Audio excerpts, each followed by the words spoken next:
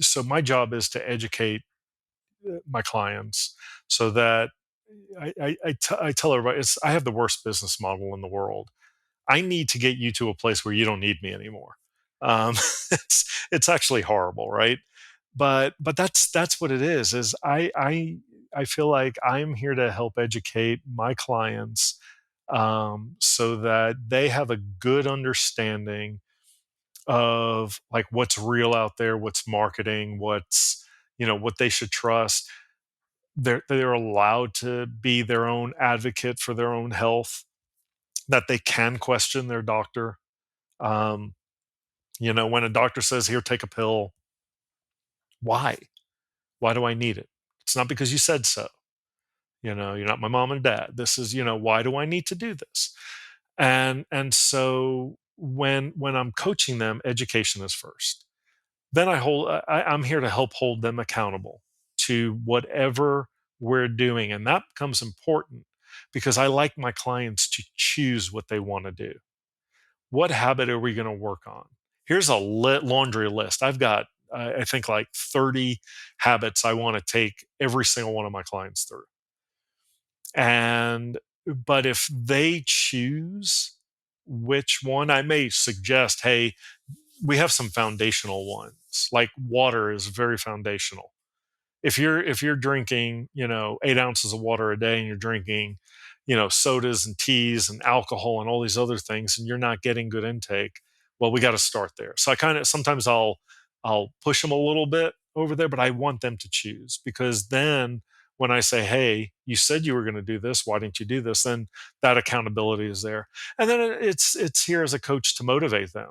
Okay, you want to lose this weight, hey, you want to balance your blood sugar, hey, you want to do X, let's go do it. I'm your biggest cheerleader and support. Let's get you there.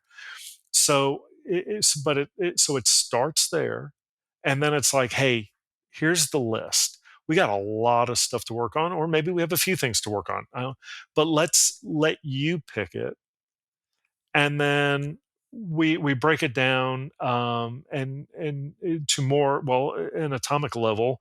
um, I used to try to coach and keep everything at a lower level, and then I read a book that really, I was like, wow, I do a lot of these things, and man, here's some things I can even do better, called Atomic Habits. It's by James Clear.